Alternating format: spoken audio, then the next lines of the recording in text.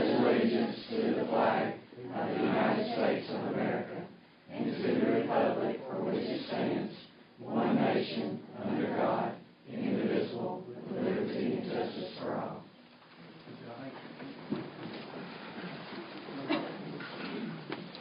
So at this time, we will call the meeting to order, and our item number one are some special presentations. Well, we got a great presentation we're going to start out with. Sharon Wilburn. I don't know if I turn it over to you or to Hope. Did I turn it over to you? Yes, please. And I want to make a correction, and this is a very serious correction to our agenda. Hope is a sixth grader, right, Hope? She is not a fifth grader.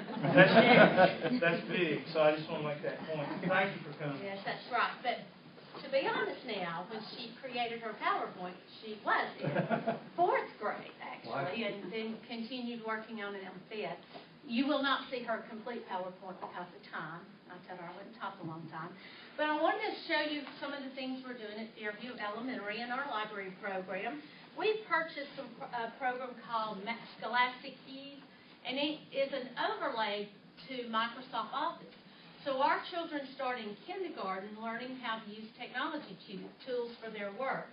And of course there's a Max Write, a Max Show, Max Count, and then a database program called Max Data that we use. I'm just going to show you just a few little things. With our kindergarten students, we start off with Max Write, and it has a built-in paint program, so they learn how to create things, and basically manipulation of the mouse and how to save files. Then we move on to first and second grade using the processor and the Max Show, which is like our PowerPoint, and then we use Max Data, which they learn to build databases from their friends and all. We've also done some projects such as I Have a Dream, and that this was a research project that if they could change anything in the world, what would they change and how would they go about it? So this is part of our problem and solution, learning how to solve problems to better our world. Then we also are learning to be reporters, and we've done some reports on different religions of the world. We've also had to do reports on our authors, and this one's called Extra, Extra, Read All About It, and her book's Rock was the headline for the newspaper. So we try to teach our children how to make their work exciting and make people want to read it. Some of the things that you can do on the Max Data, and I wish I wasn't as nervous. And she's like, I'm fine. And I'm like, I'm staying. But these are some of the charts that our students have made, and we use this for science fair projects and all. All of our children can come to the library and create their charts and graphs for the science fair project. This is Hope's beginning PowerPoint. She presented this on a parent night for our school. She also presented it to first grade and to a middle school class. And no, I didn't want to give her up to middle school, but we'll go ahead and let her present now.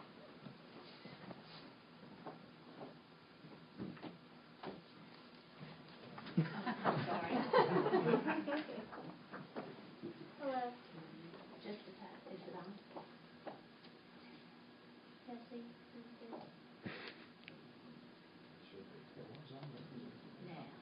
Hello, my name is Cullman, and I'll be showing you a presentation on celebrating Chinese New Year in Fairhope, Alabama. Children of the World, my adopted agency, is in Fairhope, Alabama. Fairhope is in South Alabama.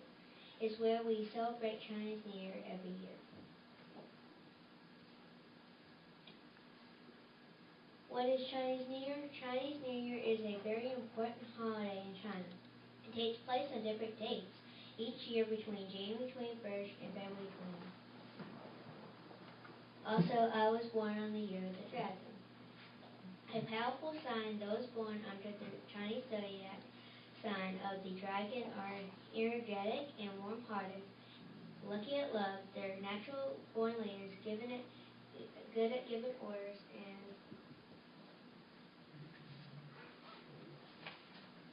doing what's necessary to remain on top.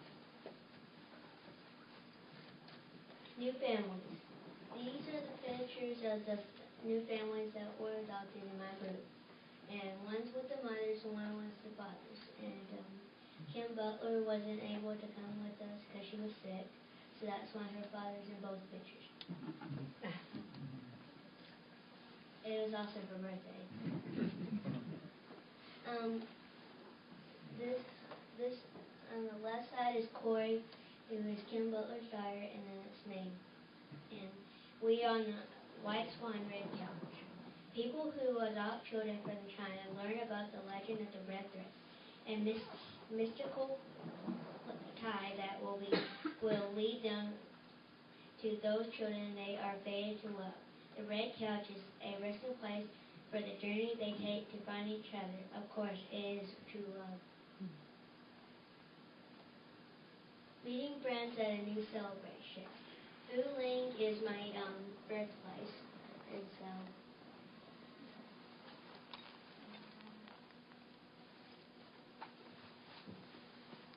And on the right is pictures. All three of us were born in Fuling, and then on the right side,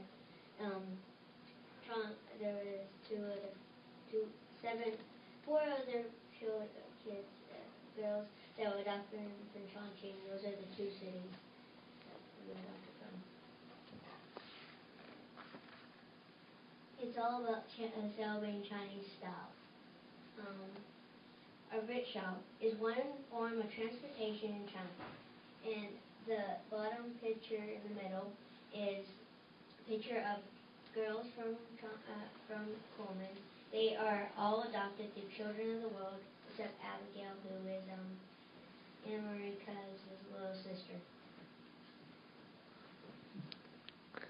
Family traditions. We go to Fair Hope. We eat together with friends. On the top is eaten at Mary Ann's. We spend the weekend together with our group 12, which is my group. We make sure to see Grandma Pat. Grandma Pat is a woman who helped my parents and my friends' parents adopt us.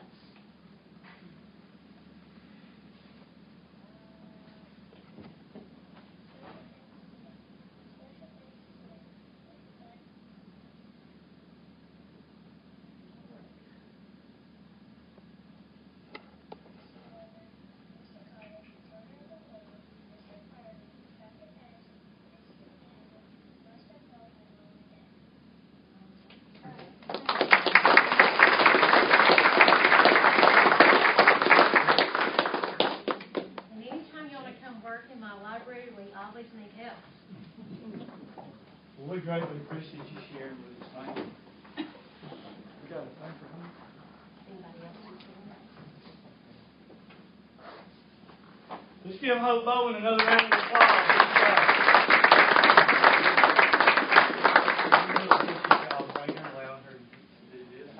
Hope you have a great school year. Thank you for sharing with us. Fantastic. Thank you. We got one more. You can stay. You can sit there. We got one more presentation. Okay. We're not going to use this now. And Miss Wilburn, thank you. You didn't look nervous. Oh, yeah. No, you did great. You did great. You can use that for saying we need more money for our school. Because I'd love to have the upgrade. Miss McRae, are you ready to come up and do some sharing? And I know you're going to bring Caitlin up here with you. Yeah. From Vinemont Middle School. I teach at Vinemont Middle School. Right. You're in high school. You're ninth grade. Oh, yeah, that's right. You're definitely. You're high school. I bet. Yeah, that's ninth grade. Sure. Mr. Cullman asked me to come tonight and tell you about the special needs pageant that we did this year. And Caitlin was part of the Leo Club that helped me pull all this together. So I'll let her tell you a little bit about it, and I'll kind of throw some stuff in too. Well, some of the Leo Club officers helped out with walking some of the kids out. We had younger kids, we had some boys, girls, we had older people, didn't we? Yes. And we sold waters to raise money for that, it was the Cleft Palate Foundation. And Miss McCrae's daughter won, by the way. And just to say about that. But it was a blessing to see little kids, smile because they don't have that privilege. Because, some kids get picked on, just because they do have something different than we do, but that doesn't mean they're different than us. All kids are equal in any way, and just that's probably the way God wanted them to be, and that's how I believe about it. So. Yeah, Campus Little, I'm proud of these kids. They Amen. went over and beyond what was expected of them. They got out there and helped. You know, a lot of people, like she said, they're afraid of kids with special needs. You know, there was some of them that they couldn't even keep the saliva in their mouth. But they jumped right in. They'd help wipe it off. They'd help walk them out. They cried with them. They laughed with them. You know, it was just a blessing. You know, you can't bottle up that joy and take it and show you guys. I did bring some pictures in the back to kind of show you some snapshots of how everything went, and the winners' pictures and everything. And we did it completely nonprofit. She mentioned the Cleft Palate Foundation. My daughter was born with a cleft lip and a cleft palate, so that's kind of how all this got started. And you know, having the Margaret Jean Jones Center and the CDC here, we have a big need for, you know, things that these girls and boys and adults can do. And the joy on their faces, they were just so excited to get dressed up like everybody else and get their hair fixed and their makeup. And this one girl, she was so excited because she got her toenails painted for the first time.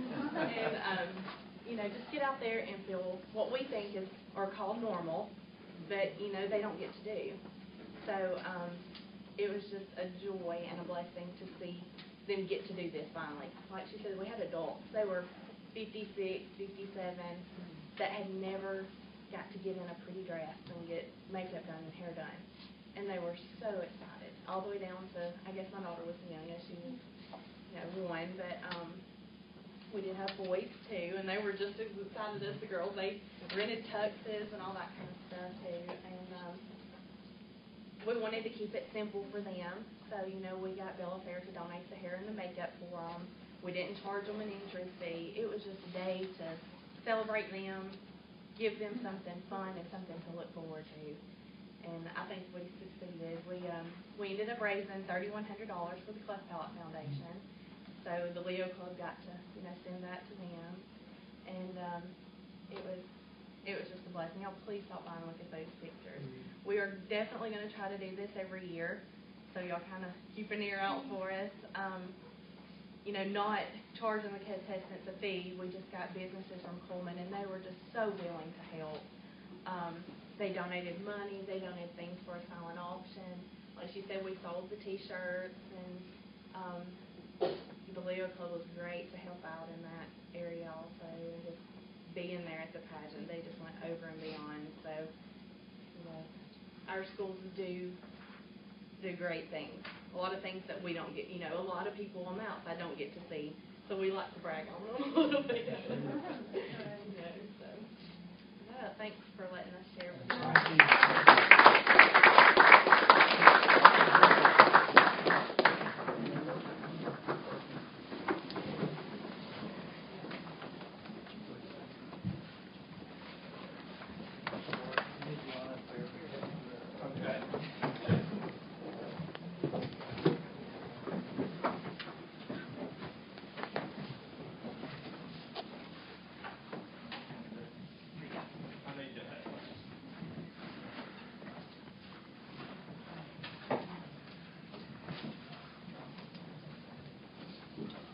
Well, I think that there are some things out there that tests don't measure, and there's some things that we learn that go beyond the classroom. And I'm so proud of groups like the Leo Club, and I'm so proud of our students like Caitlin that are involved in activities for others. You know, not about themselves, but about others. And I'm just proud for y'all to be a part of our school system. And thank you, Mr. Crowe. We appreciate that. That's great. Thank you. You ready to move on? We are. Okay. Item number 2 will be our second hearing for the vote. State law says that you have to have a couple of hearings on your budget, and Mr. Dunlap, Randy Dunlap, who does a tremendous job here at the county office, has already done one, and this will be the second of those 2. Thanks.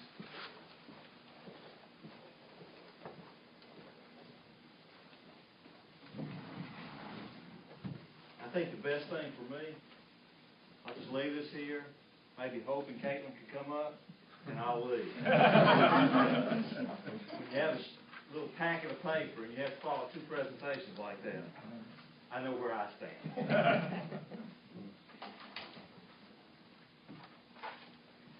If you didn't pick up one, there's a handout that was at the back of the board agenda. I think yours were in your folders.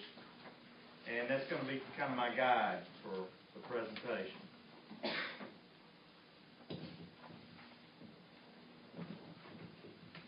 And I guess I'm technology challenged too, but I'll survive. As Mr. Cullman said, this is our second public hearing, and we have 2 each year by law, and we've been doing this since 1998. So I've done several of these. The good thing is I'm kind of getting on the downhill slide of these things. 30 more years. In your dreams. Only in your dreams. The first sheet I'd like are just some highlights, and I'd like to spend a little time just talking about at least factors in our budget. Maybe they're not all highlights, but some of them are. Our total budget is approximately $82 million, with about 63.6 or 7 million of that in our general fund. And our general fund is a primary part of the operating budget that we really have a lot of control. This is where we pay all the teacher salaries, we pay our operational costs. The other funds that are in our budget pretty much are restricted for specific purposes like child nutrition, the federal programs, and capital outlay. So this is a heart of our program, our general fund. In this coming year, we're facing a loss of over $3 million of federal stimulus money that we've had this year and in the year prior to that. We also had a funding loss of 31 teacher units. About half of those from loss of enrollment, and the other half from the legislature and the action they took on raising the divisors and calculating the teacher units. They raised it 0.45, and that basically increased a small portion of the number of students per teacher unit. So we lost 31 teacher units by funding. And by the time we looked at retirements and shuffling and using all the federal money that we could muster up, we probably are at about 5 or 6 net teachers that we didn't have to terminate. Due to retirements and some incentives that we made, we offered teachers that were planning on retiring at the end of this school year, if they would go ahead and retire, we would bring them back part-time, and we had 4 or 5 takers on that. So all in all, it's really a pretty good situation. It could have been a lot worse. Also, we get to continue our credit recovery program, our alternative program, and our truancy program. Our general fund balance was helped this year by a change in the law with child nutrition. Prior to this, if you did not have 3 months operating balance, you had to pass through a significant amount of money to child nutrition. The legislature changed that to 2 months, and as a result of that, we were able to recoup $750,000 that will be reflected in our beginning fund balance for this coming year. We also hope to start an engineering program. We've already had initial discussions about that, and as Mr. Cullman said in the work session, an ROTC program. So we are moving forward even though our money is moving backwards. Some of the cost-saving measures here at the central office and with our alternative program, 5 positions in transportation have not been replaced for those bus drivers, and we rerouted to absorb those 4 drivers and then 1 person at our transportation shop. 2 positions in the central office that moved on to better jobs. We have absorbed those responsibilities and not replaced those. And by moving our alternative school to the Career Center, we're saving between $40,000 and $45,000 in rental and utility costs. Our personnel for this year, we've got just over 602 teachers, 23 counselors, 35 administrators, 26 other certified personnel, which includes our reading coaches and certified personnel here at the central office, as well as credit recovery and truancy and at the Career Center. And then 24 and a half librarians. So that's what our personnel looks like for this year. And that's kind of the big picture of our general fund budget for this year. If you'll move on to the next page, we'll look at our local revenue for general fund and our state revenue for general fund. We have just over $12 million that we project for our general fund and state and local, or in local revenue for next year. 52 million or 53 million between those two for state, for a total of just over 64 million.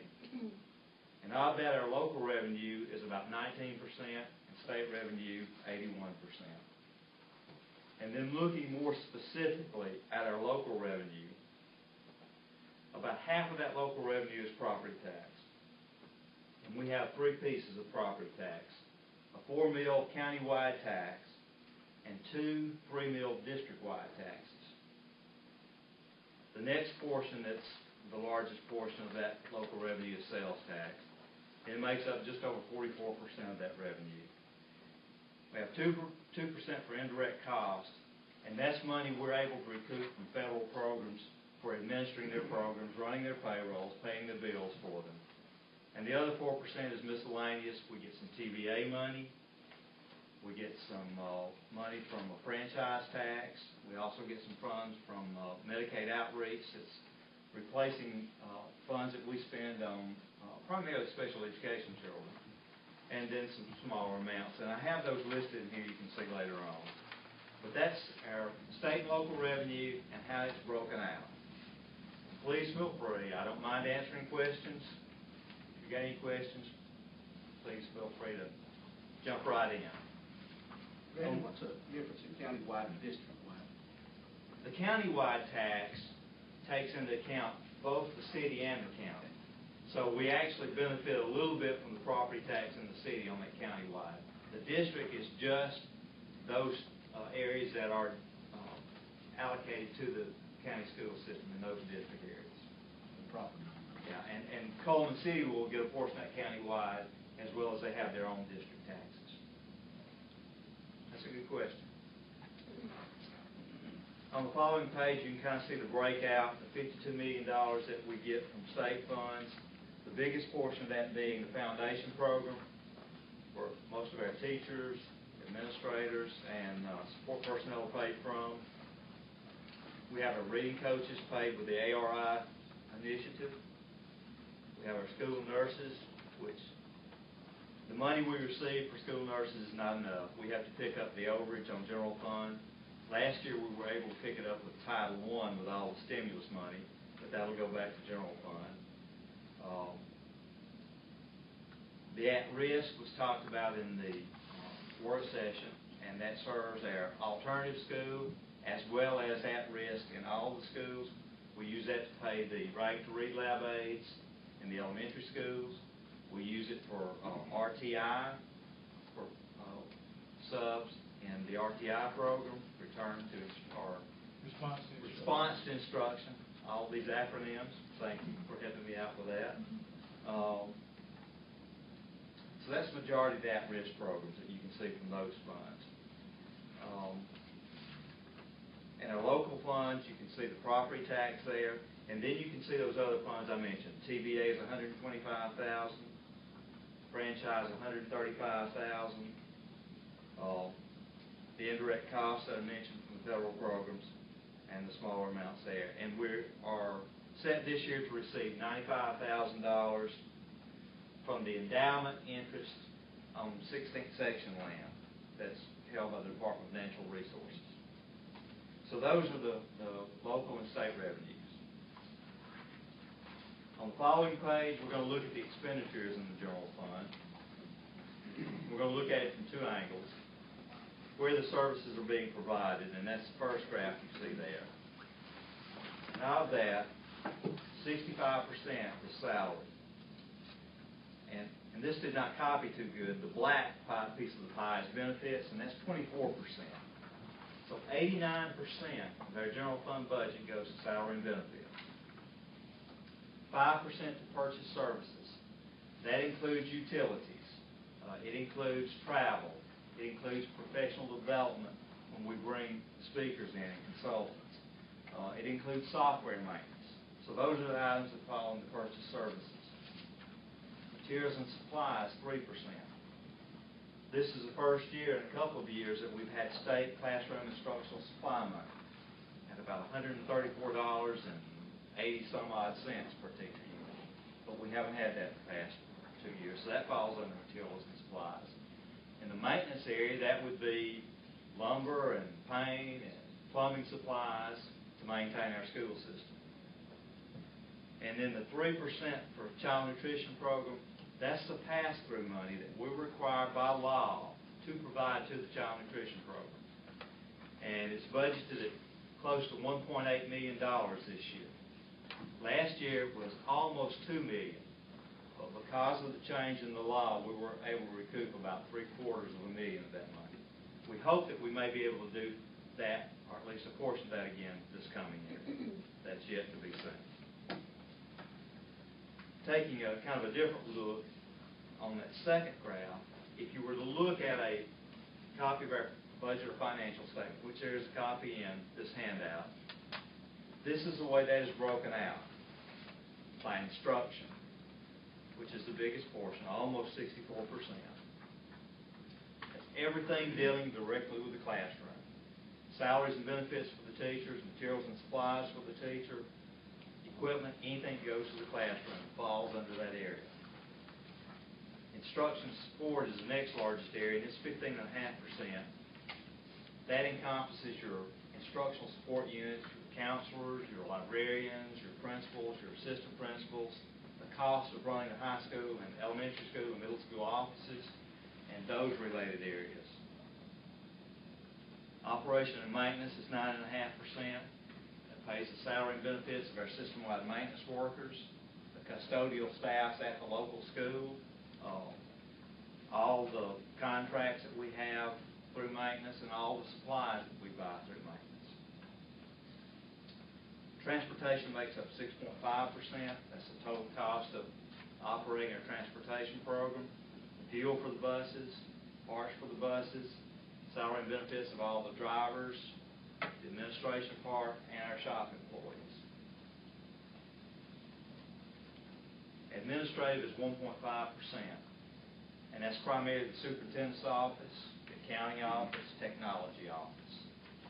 And the one thing I'll say about that is we have one of the lowest administrative costs for, I'd say, middle to larger school districts in the state.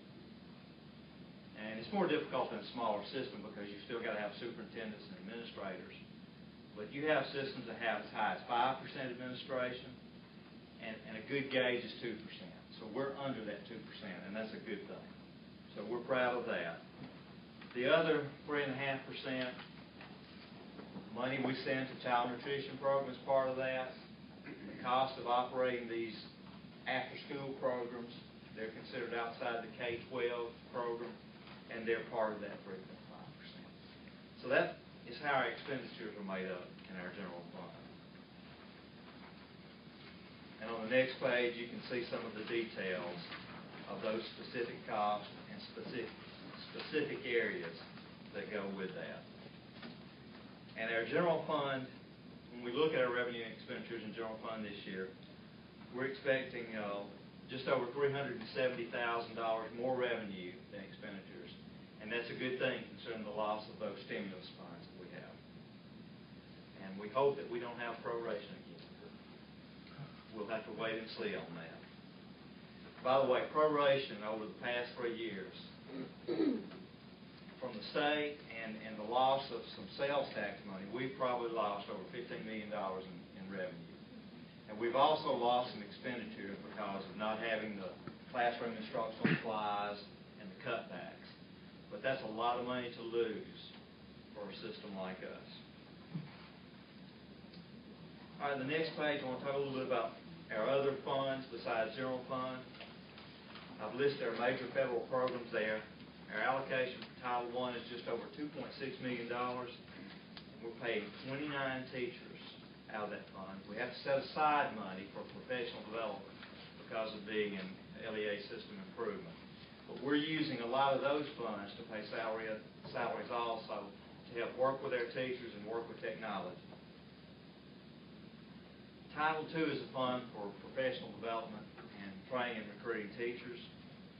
And we had an interesting thing happen. Class size does matter. we had all the principals in here, and we were talking about trying to save teacher units, because we know that the lower the teacher-student ratio, the more attention those students are going to get, the better it is for classroom instruction. So pretty much everybody was in agreement to try to use as much of our Title I funds as we could, and as much of our Title II funds to fund teacher units, so that those jobs would not be lost. Last year, we probably only had about 23 or 24 Title I teachers, and we only had 5 Title II teachers. So that's almost 10 jobs we were able to save right there by the cooperative effort. The Title I budget, probably 80% of it goes to the schools, either directly or indirectly, and they have to write a plan of how that money is going to be spent. But I know that the principals, and I'm sure that most of the faculty, really worked hard to try to agree that this money should go to pay teacher units. And that's how we were able to save some of those teacher units. Title III is for ELL students, English Limited Language students, and it's limited that you can't pay salaries with it, so we use it for professional development, materials and supplies, and travel for those ELL teachers that travel around the system. Title VI-B, IDEA, is your federal special education funds, and we're paying approximately 67 aides and 2 certified personnel with those funds. And there's a little bit left over for testing and materials and supplies. Our preschool is federal special ed preschool funds, and we have about enough to pay 3/4 of the teacher's salary. The problem is, 4 or 5 years ago, we had only 1 preschool site, and we had 1 teacher and 1 aide. Now we have about 7 employees, 7 or 8 in that program. So we have to pick up those additional costs out of our general fund. Well, we also have to provide that service. And our final is federal vocational, and it's over $150,000. Again, we were not allowed to spend that on salaries, so it's supplies, equipment, and travel. We've added capital outlay. That was not budgeted when we had our first hearing. We budgeted projects from storm damage of about $380,000. Some of that will be paid in this fiscal year before September 30th, but we budgeted the entire projects on that for next year. The Hansel Gym, still a question mark. We're waiting to determine if that's going to be replaced or repaired, and that will determine whether we spend maybe $1.5 million or $2.5 or $3 million on that project. Not us. Not us. Well, us as a system will be funded through insurance reimbursement, some through FEMA, and what is not covered we'll pick up with a state bond issue. But that should be a small portion, either way we go with that. And I listed roofs because roofs are a real critical concern. We have several roofs that are pending attention, and we have saved and set aside that bond money for the past 3 years, not spending it, knowing that we were going to have roofing issues. So we've got probably over $2 million at the Public School and College Authority, but we're holding it for that. We could spend that easily with just the Career Center and the Child Development Center roof. We had to do a roof at West Point Middle that we're just finishing up that was probably $450,000 project on a building that's probably less than 12 years old. So that's our capital outlay. We do have debt service, and it's listed kind of differently if you look at our budget financial statement. The first is an energy retrofit, and that's over $1.1 million, and that is listed in the debt service column of our budget financial statement.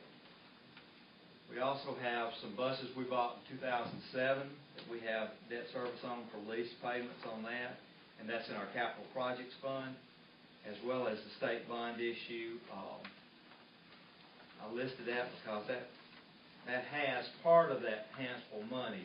But this is just part that we had already here, plus the check we received today for $1.4 million.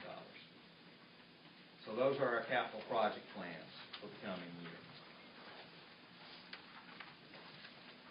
Moving on to the next page.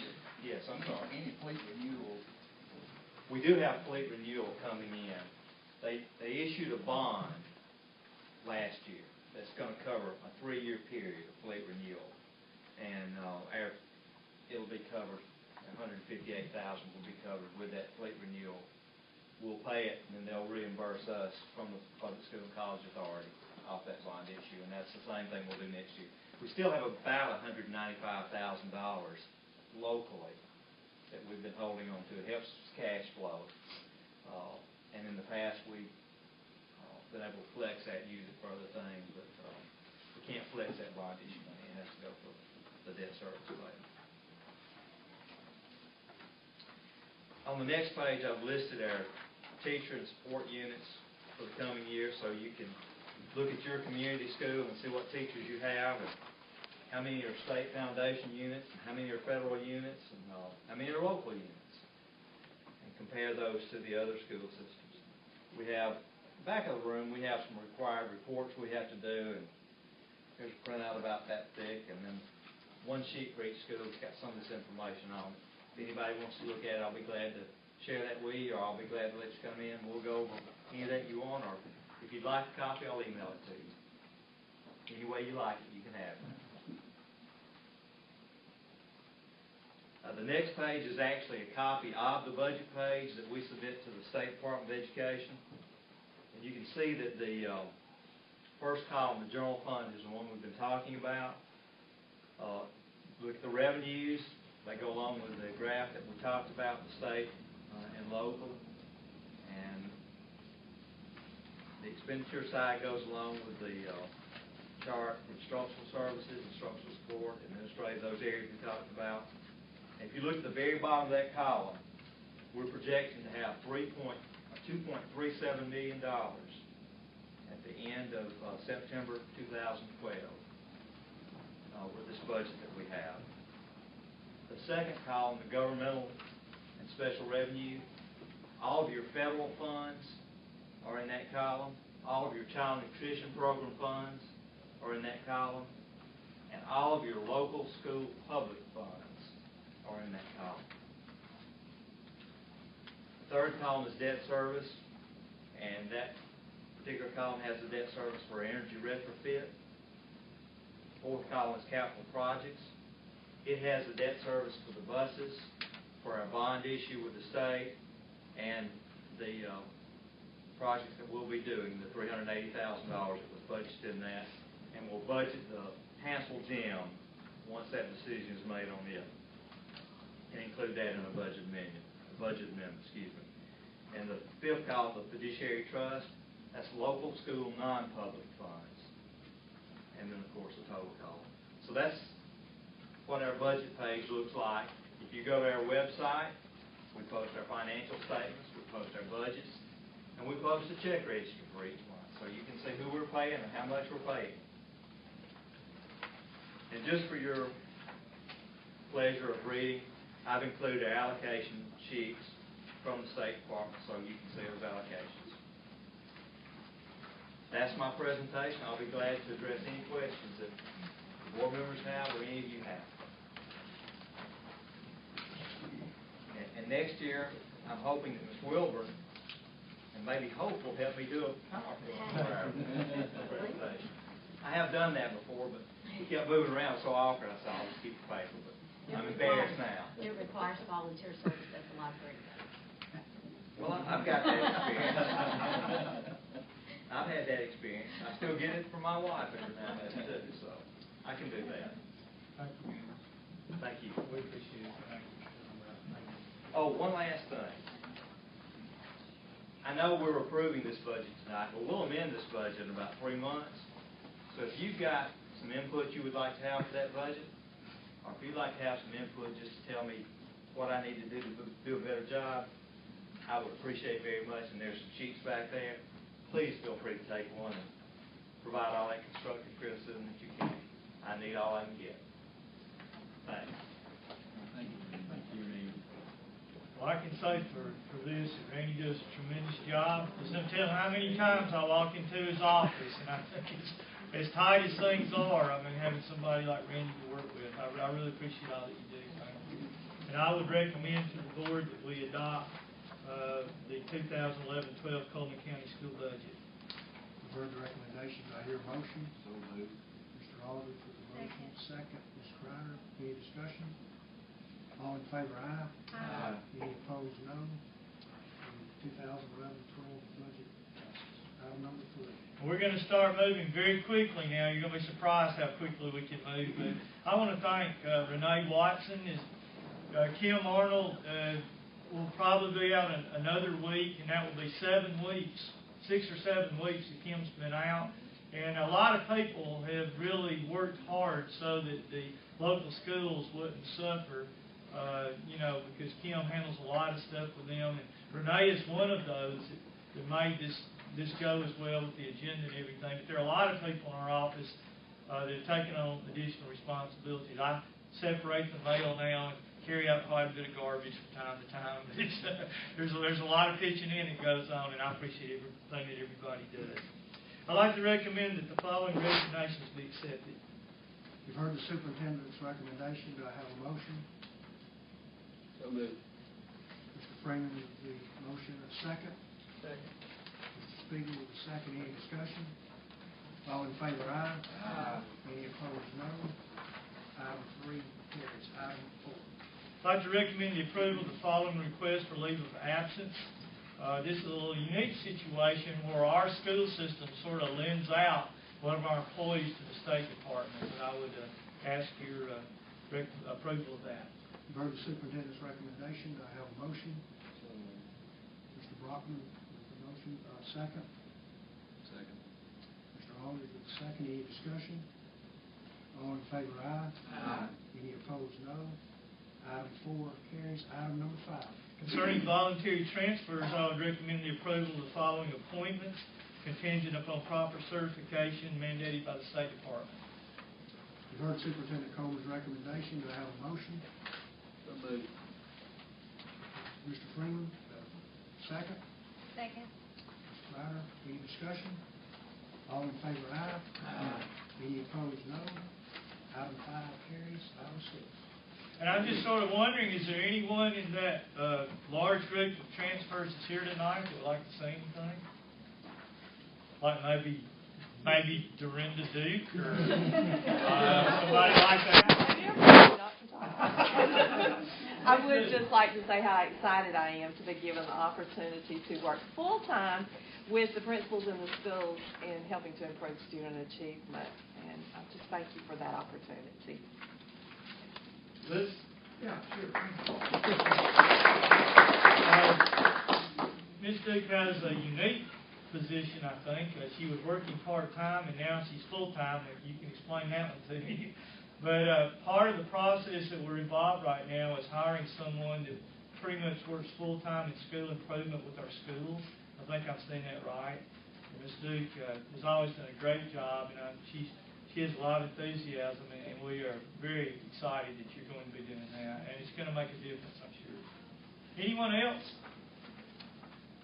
Mr. Coleman, I'd like to recognize the guest that's here, her husband, Mike Duke. He's a former school board member. I know that I don't look older than him, but I am. He's one of my heroes. I've been on the board, what, 16, 20 years? 16 years. You the youngest school board representative ever elected? I like to say that. But I'd just like to recognize him. Mr. Duke, it's an honor to have you here. For serving on the school board all over the years. We're on 6, right? Item 6. I'd like to recommend approval of the following appointments contingent on proper certification mandated by the State Department. I think we need to make a... We do. adjustment on The bottom of page 4, under C, Rebecca Cobb, starting date being August the 15th and ending at the end of the school year. That's a little correction to the agenda there.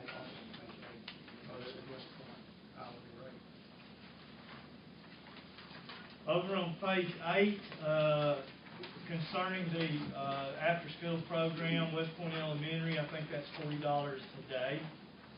we didn't want a rash of people to start applying out there at West Point and it cost $40 an hour. So that should be $40 a day. Okay? Thank you very much. You've heard the superintendent's recommendation. Do I have a motion? So moved. Mr. Aldridge with a motion, a second. Second. Second, Mr. Spiegel. Any discussion? All in favor, aye. Aye. Any opposed, no. Item 6 carries. Item number 7. Item 7 is contract and salary changes, and I recommend approval of the following of those listed in your agenda. You've heard Superintendent Coleman's recommendation. Do I have a motion? So moved. Ms. Crider, do I have a second? Second. Mr. Cullman, any discussion? All in favor, aye. Aye. Any opposed, no. Item 7 carries. Item number 8. I would ask your approval of 2011-12-9 faculty coaches. You've heard the superintendent's recommendation. Do I have a motion? So moved. Mr. Freeman, motion. Do I have a second? Mr. Brockman, any discussion? All in favor, aye. Aye. Any opposed, no. Item 8 carries. Item 9. I ask your approval of out-of-state field trip requests. You've heard the superintendent's recommendation. Do I have a motion? So moved. Ms. Crider, second. Second. Mr. Carter, any discussion? All in favor, aye. Aye. Any opposed, no. Item 9 carries. Item number 10. I would ask your approval of the July 2011 bills and salaries. You've heard the superintendent's recommendation. Do we have a motion? So moved. Mr. Spiegel, do we have a second? Second. Mr. Aldridge, any discussion? All in favor, aye. Aye. Any opposed, no. Item 10 carries. Item number 11. I would ask your approval of the July 2011 financial statements. You've heard the recommendation. Do I have a motion? So moved. Mr. Freeman, second. Second. Ms. Crider, any discussion? All in favor, aye. Aye. Any opposed, no. Item 11 carries. Item number 12. I request your approval of maintenance department bids listed there in your agenda. You've heard the superintendent's recommendation. Do we have a motion? So moved. Mr. Aldridge with a motion, second. Second. Mr. Brockman with a second. Any discussion? All in favor, aye. Aye. Any opposed, no. Item 12 carries. Item number 13. I'm asking your approval of request from Hansel to pay Deborah Twilley at her regular hourly rate for extra work done to open school this year. You've heard the recommendation. Do I have a motion? So moved. Mr. Brockman, second. Second. Mr. Aldridge, any discussion? All in favor, aye. Aye. Any opposed, no. Item 13 carries. Item number 14. I'm asking your approval for the following teachers to teach an online access class and be compensated for it. You've heard the superintendent's recommendation. Do we have a motion? So moved. Ms. Crider, second. Second. Second, Mr. Freeman. Any discussion? All in favor, aye. Aye. Any opposed, no. Item 14 carries. Item number 15. I ask your approval of request from Good Hope High and middle schools to pay a supplement to Alan Dunkling as the athletic director this year, and it will be paid from local funds. You've heard the superintendent's recommendation. Do we have a motion? So moved. Mr. Spiegel with a motion. Need a second? Second. Ms. Crider with a second. Any discussion? All in favor, aye. Aye. Any opposed, no. Item 15 carries. Item number 16. But ask your approval of the request from Cold Springs High School to pay Claiborne Campbell $500 for the duty of athletic director for this year, local school funds. You've heard the superintendent's recommendation. Do I have a motion? So moved. Ms. Crider, second. Second. Mr. Freeman, any discussion? All in favor, aye. Aye. Any opposed, no. Item 16 carries. Item number 17. I'd ask your approval of request from Good Hope High School for permission to pay Marie Pete, school janitor, $100 per home game to manage parking and parking donations paid by quarterback club funds. You've heard the superintendent's recommendation. Do I have a motion? So moved. Mr. Spiegel, do I have a second? Second. Mr. Freeman with a second. Any discussion? All in favor, aye. Aye. Any opposed, no. Item 17 carries. Item number 18. I ask your approval of request from West Point High School to offer a driver and traffic safety education course at night and on Saturdays. You've heard Superintendent Coleman's recommendation. Do I have a motion? So moved. Mr. Freeman with the motion. Need a second? Second. Ms. Crowder, Ms. Crowder with the second. Any discussion? I just have a question. Do you know the date? When's the date, Mr. Yearwood, you gonna start offering that? I'm not really sure. As soon as they sign up for the classes? Yeah, as of right now, there was only 5 or 6 that had Yeah. signed up. I think they were supposed to have ran in the paper, but we had to wait Yeah. till we got approval. And, I didn't know exactly what his starting date, he was trying to get a certain number. Probably before- still trying to get a certain before number that began. because everything's gonna be paid out of that, I'm sure. Yeah. Thank you. Okay, so we have a motion and a second. Any more discussion? All in favor, aye. Aye. Any opposed, no. Item 18 carries. Item number 19. I'd like your approval of a request from Hansel High School to declare 14 wall air conditioners as surplus and dispose of them as a unit by sealed bid. You've heard the recommendation. Do I have a motion? So moved. Mr. Brockman, do I have a second? Second. Ms. Crowder with a second. Any discussion? All in favor, aye. Aye. Any opposed, no. Item 19 carries. Item number 20. Ask your approval of a request from the Child Development Center to dispose of obsolete and unusable equipment. You've heard the superintendent's recommendation. Do I have a motion? So moved. Mr. Freeman, do I have a second? Second. Second, Mr. Aldridge with a second. Any discussion? All in favor, aye. Aye. Any opposed, no. Item 20 carries. Item 21. I'd ask your approval of a request from Hansel High School to dispose of old computers. You've heard the superintendent's recommendation. I have a motion. So moved. Mr. Brockman with the move. I have a second. Second. Mr. Freeman with the second. Any discussion? All in favor, aye. Aye. Any opposed, no. Item 21 carries. Item 22. Ask your approval of a request from the Curriculum Department to dispose of some items from the book room that are no longer work or obsolete.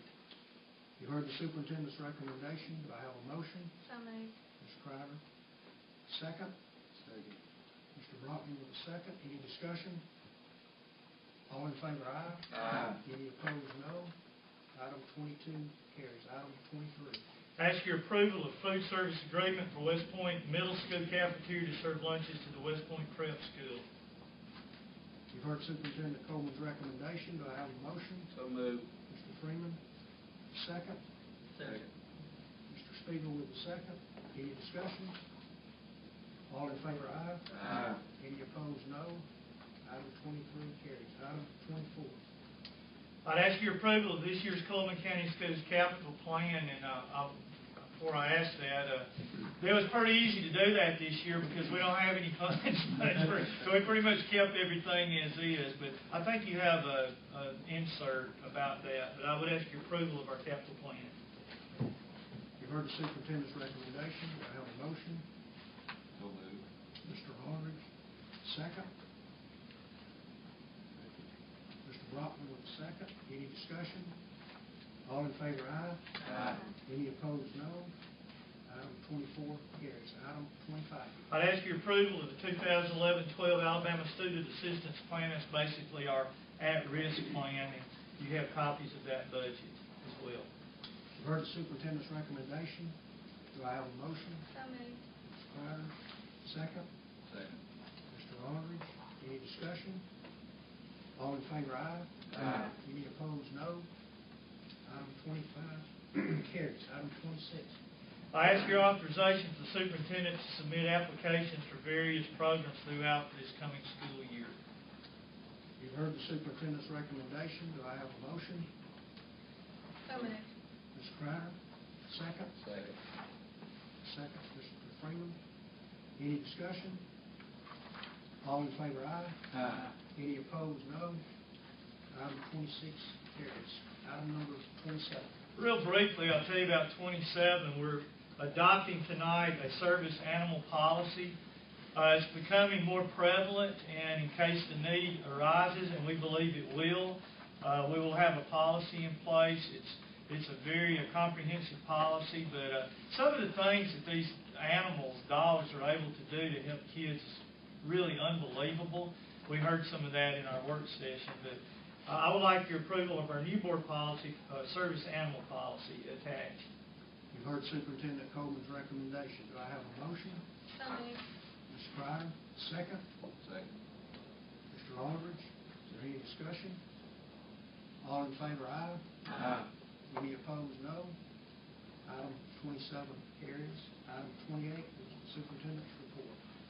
And in keeping with my intense desire to finish our meetings in an hour, I'm going to move very quickly here.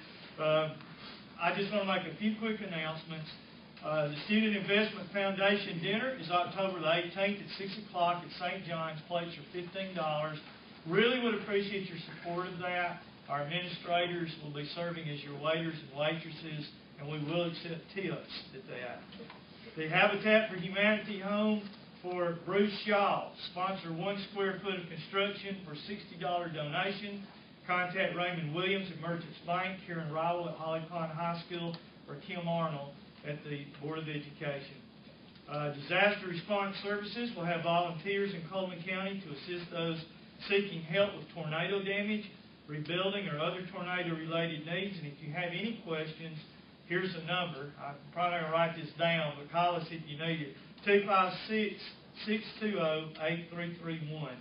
And Operation Roundup, the cutoff date for October grant requests are September the 29th.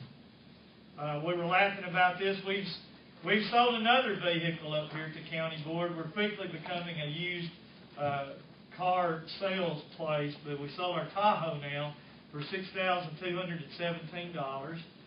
I talked a little bit about some tremendously positive things that have been sent to me about employees that we don't share enough of. And I'm going to ask you at the October meeting, I'm going to be more specific about some of the great things that are happening. One, somebody that entered our school system from MEET because of our new policy, who just could not believe how wonderful it was in our school system, and wrote me just complimenting our teachers and administration. And I'm going to work on that next month, I can assure you of that. We complimented Bruce Eldred in our technology department on the unbelievable job they've done in bringing iNow into our system. And, you know, there's some tough stories out there with iNow, but our system has survived many of those because of the preparation that they made. And our whole system thanks our technology department for making that possible. We really appreciate that. Our community meetings are coming up in October, and I will send all the teachers in just a few minutes that schedule. We're going to focus on bullying, and we have a leading expert to come and share in the whole nation to come and share on bullying at those meetings. So we're absolutely excited about that. And, you know, I could go on, but I'm not, because we try to get through in an hour. A couple of prayer requests I would mention. Kim Arnold, as I said, did have surgery and is doing well, pain-free right now. Wait till she gets back here. We'll see what we can do about that, you know. But I also like you to pray for Donna Lewis, who has a very serious illness, medical condition that she is also facing. And with those two in mind and others, if you Matt Buttram, we talked about Matt Buttram. By the way, thank you for mentioning that.